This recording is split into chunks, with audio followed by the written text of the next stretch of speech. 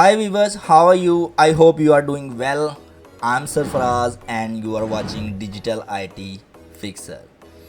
आज हम बात करने जा रहे हैं कि आप लोग अगर रिएक्ट सीखने में फेल हो रहे हैं तो उसकी क्या वजह है। मैंने बहुत से ऐसे अपने जूनियर्स अपने स्टूडेंट्स देखे हैं जो कि रिएक्ट जेएस को स्टार्ट तो कर लेते हैं लेकिन उसको एंड नहीं कर पाते। उसमें जो है वो अपनी एक्सपर्टीज़ नहीं ले पाते, उसमें एक्सपर्ट नहीं हो पाते और कोई प्रोजेक्ट्स वगैरह नहीं बना पाते। उसकी बहुत सी रीज़न्स हैं जो कि मैं आज आपको बताने जा रहा हूँ और उसका सोल्यूशन भी प्रोवाइड करने जा रहा हूँ। Because I started the react JS since 2021 और मुझे भी ये प्रॉब्लम्स आई थी और मैंने भी रिएक्ट को छोड़ दिया था, लेकिन मैंने 2023 में अगेन रिएक्ट को शुरू किया और वही एक्सपीरियंस आपके साथ शेयर करने जा रहा हूँ और पूरा रोड मैप आपके साथ शेयर करने जा रहा हूँ विद इन 5 मिनट्स। अगर आप इस वीडियो को पूरा देखते हैं तो आपको आपकी प्रॉब्लम्स का सलूशन मिल जाएगा और आप रिएक्ट जेएस दोबारा स्टार्ट करेंगे और उसको एंड तक लेके जाएंगे विद द प्रोजेक्ट्स और विद द मार्केट डिमांड। तो मैं इस कोर्स में आपको तमाम वो चीज़ें आपके साथ शेयर करने जा रहा हूं जो कि आप लोग इजीली जो है ना वो रिएक्ट को शुरू कर सकते हैं। उसको यूज़ करके आप लोग उन सारी प्रॉब्लम्स को दूर कर देंगे इंशाल्लाह। तो रिएक्ट जेएस बहुत ही ईजी लाइब्रेरी है, लेकिन उसको सीखने के लिए आपके पास कोई ना कोई रोड मैप होना चाहिए। तो टाइम वेस्ट किए बगैर चलते हैं अपनी कंप्यूटर स्क्रीन की तरफ और देखते हैं कि आप लोग क्यों फेल हुए हैं रिएक्ट जेएस को एज आ करियर सेट करने में या एज आ अपनी मदर लैंग्वेज या एज आ रिएक्ट डेवलपर बनने में। आप क्यों अभी तक जो है वो सक्सेस नहीं हो पा रहे। आई थिंक जो ये रोड मैप है, आई मेक श्योर कि आप इस रोड मैप को फॉलो करेंगे तो आप 110% रिएक्ट जेएस डेवलपर बन जाएंगे। और मेरे इस कोर्स को अगर आप स्टार्ट करेंगे रिएक्ट जेएस कोर्स को जो कि हम स्टार्ट करने जा रहे हैं विद टू एडवांस, तो आप इंशाल्लाह इसको चेकआउट करें। लाजमी स्टार्ट करते हैं। ये मैंने एक रोड मैप रेडी किया है आपके लिए, बहुत ही इजी टू वे है। आपको मैं इसको समझाता हूँ और इस पर थोड़ी यार डिस्कशन करते हैं, तो वीडियो को एंड तक लाजमी देखिएगा क्योंकि ये बहुत इंपॉर्टेंट है आपके लिए। मेरे लिए भी बहुत इंपॉर्टेंट है कि मैं आपको ये चीज़ें शेयर करूँ क्योंकि मैंने भी इनको ही फॉलो किया था। फर्स्ट नंबर पे आता है वाई। जब भी आपने कोई काम शुरू करना है तो आपने अपने आप से क्वेश्चन करना है मैं ये क्यों करूं और ये क्यों करनी चाहिए। Why you should learn react JavaScript because it's a powerful and widely use library for building fast scalable and maintainable user interface specially in a modern web development. इसकी वजह ये है कि ये बहुत ज़्यादा फास्ट है, रीयूजेबल है, ना कि जो आपने वजह बनाई हुई है कि बहुत ज़्यादा इसकी हाइप क्रिएट है, बहुत ज़्यादा इसमें सैलरी मिल रही है, इसकी डिमांड बहुत ज़्यादा है। इन चीज़ों को आपने वाई का आंसर नहीं देना इन चीज़ों से, क्योंकि बहुत से ऐसे स्टूडेंट्स हैं, बहुत से ऐसे जूनियर्स हैं मेरे जो कि सिर्फ इसीलिए रिएक्ट जेएस को स्टार्ट करना चाह रहे थे या इसलिए रिएक्ट जेएस को स्टार्ट किया हुआ है उन्होंने क्योंकि उनका मोटिव है अर्निंग, हाइप, ट्रेंडिंग। नहीं, आपका मोटिव होना चाहिए कि इससे हम क्या चीज़ बना सकते हैं और इसके बेनिफिट क्या हैं फील्ड में, तभी आप इसको जो है ना वो कंटिन्यूसली कर पाएंगे।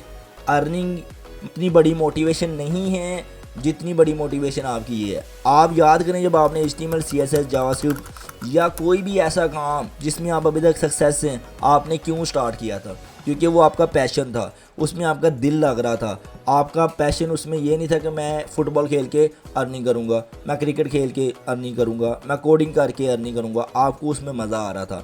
जब आपने HTML CSS स्टार्ट की थी, आप याद करें आप कुछ ना कुछ page structure, page section, page element बना रहे थे और वो आपको नज़र आ रहा था, तो आप उसको इंजॉय कर रहे थे। आप यूनिवर्सिटीज़ में देख लें, आप अपने किसी इंस्टीट्यूट में देख लें, तो आप एज अ कंपटीशन लेके चल रहे थे उसको। भाई देखें मैंने कितना अच्छा प्रोजेक्ट क्रिएट किया, मैंने कितना अच्छा। लेकिन आज क्या हो गया कि रिएक्ट जेएस को हम एज अ हाइप समझ के, एज अ ट्रेंड समझ के, एज अ सैलरी बेस समझ के इसको वर्क कर रहे हैं, लेकिन ऐसा आपने नहीं करना। उसके बाद सेकेंड क्वेश्चन है कि व्हेन आपने रिएक्ट जेएस कब स्टार्ट करनी है। You should learn React JS when you want to develop dynamically and responsive web application और when you need to enhance your front end development skills to meet industry demand। तो यहाँ पे sometime मैंने देखा है videos में लोग बता रहे होते हैं कि आपको इसको शुरू करना चाहिए जब आपको HTML आ जाए, जब आपको CSS आ जाए, जब आपको जावास्क्रिप्ट आ जाए, जब आपको jQuery आ जाए। क्यों?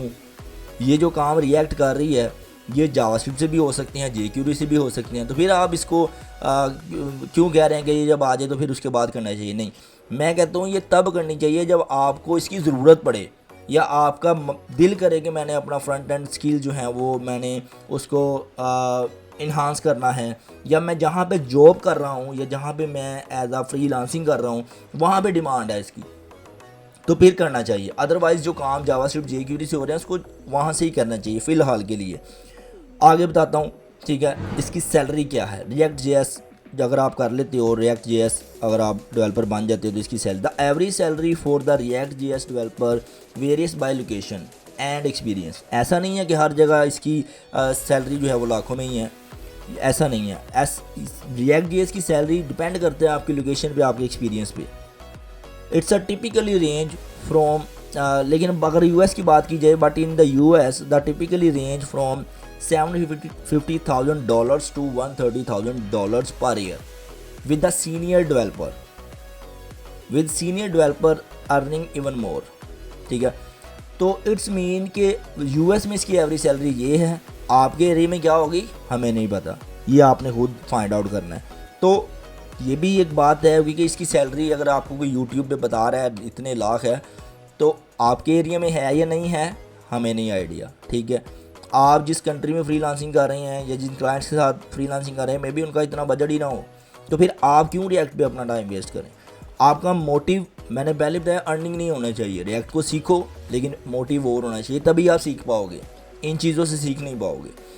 Reusable component, react allow us you to build a reusable component which can save time and make your code more maintainable। तो बहुत बड़ी रीज़न है ये रिएक्ट को सीखने की कि आप जो भी कंपोनेंट बनाते हो उसको रीयूज़ कर सकते हो, उसको मेंटेन करना आपके लिए इजी होता है। तो जब आप इस कोर्स को कंटिन्यू करेंगे तो एक पूरा लेक्चर होगा कंपोनेंट पे जो कि आपको गाइड करेगा कि कंपोनेंट क्या हैं, क्यों यूज़ हो रहे हैं। उसके बाद वर्चुअल डोम, वर्चुअल डोम का काम हम जावास्क्रिप्ट से भी कर सकते हैं, लेकिन React virtual DOM optimise update making application faster and more efficient.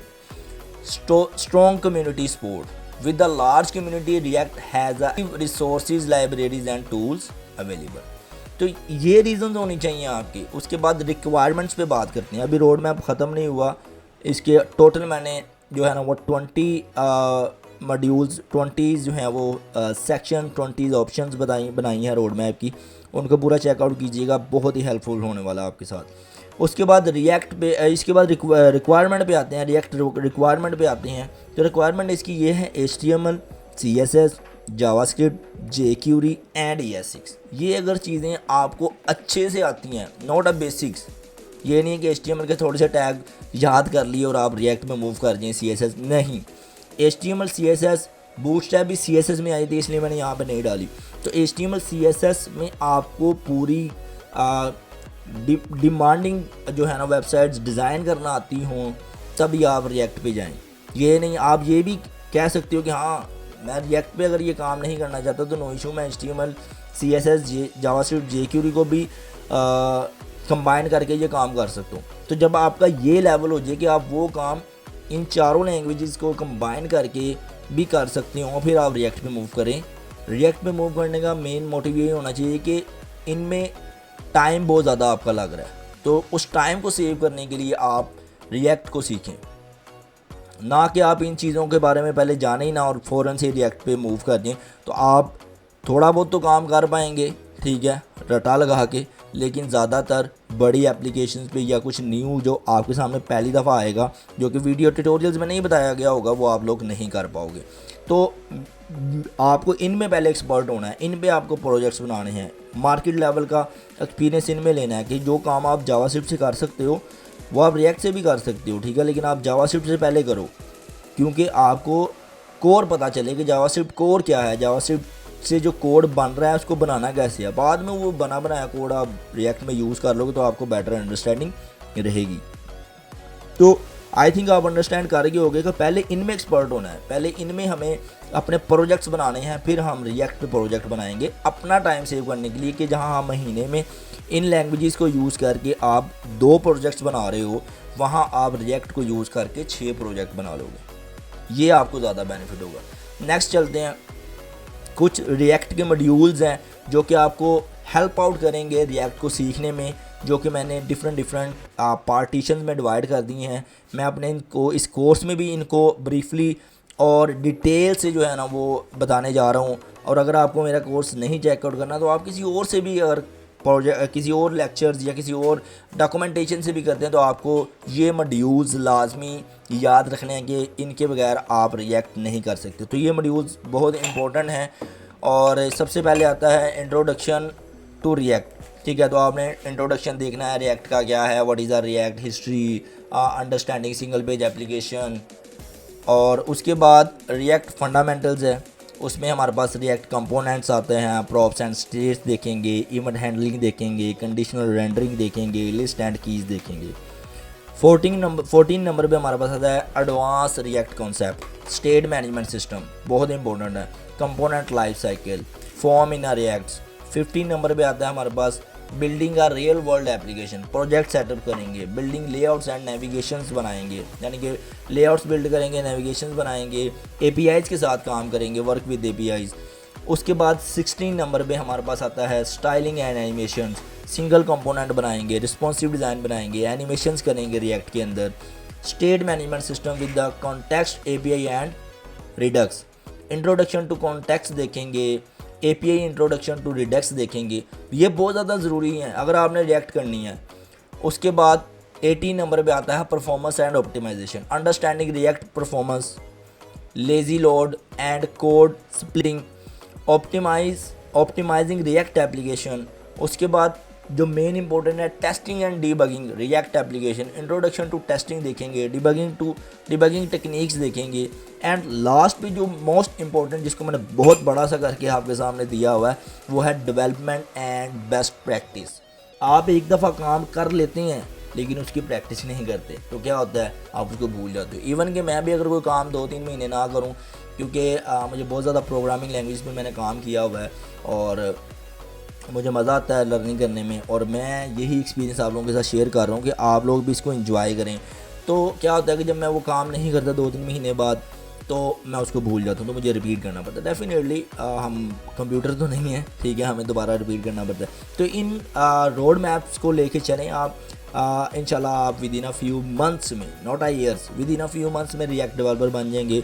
और मेरे चैनल को सब्सक्राइब लाजमी कर लीजिएगा, बहुत ज़्यादा स्ट्रगल लगती है इस तरह की जो है वो लेक्चर्स को बनाने में, इस तरह के रोड मैप्स बनाने में, रिसर्च करने में, वीडियोज़ एडिटिंग करने में, एनिमेशंस बनाने में और वीडियोस को अपलोड करने में। It's too time taking. तो इसके अगर मैं ये ना करूँ तो मैं एज अ फ्रीलांसिंग भी कर सकता हूँ, फ्रीलांसिंग मैं कर रहा हूँ, उसको भी टाइम दे सकता हूँ, लेकिन मैं आप लोगों के लिए इसलिए बना रहा हूँ क्योंकि आप लोगों को भी बेनिफिट हो। मेरे कुछ बहुत ज़्यादा रिलेटिव्स, फ्रेंड्स, स्टूडेंट्स ऐसे हैं जो कि मेरे से बार बार क्वेश्चंस पूछते हैं रोड मैप्स का। मुझे एक स्टूडेंट ने मुझे क्वेश्चन किया था तो ये वीडियोस मैंने ख़ास उसके लिए ही बनाई है, लेकिन आप लोगों को अभी उसको बेनिफिट हो गया इसका, तो बहुत अच्छी बात है। तो मिलते हैं नेक्स्ट लेक्चर में। चैनल को सब्सक्राइब लाजमी कर लीजिएगा ताकि मुझे पता चल जाए कि मेरे वीडियोज़ जो हैं वो सही जो है ना पर्सनस तक जा रही हैं और मेरी जो स्ट्रगल है वो ज़ाया नहीं जा रही, आप लोग इससे इंजॉय कर रहे हैं। और कमेंट में लाजमी मैसेज कर दिए, कमेंट में लाजमी कुछ ना कुछ कह दिया करें, अपना मैसेज कन्वे कर दिया करें ताकि मुझे आइडिया हो जाए कि मेरे साथ जो है वो आपकी एंगेजमेंट हो रही है। मैं तो आप तक अपनी बात पहुंचा पा रहा हूं, लेकिन यहाँ पे ये प्लेटफॉर्म ऐसा है कि इसमें कोई जूम मीटिंग नहीं है या कोई कॉल वगैरह नहीं हम कर रहे।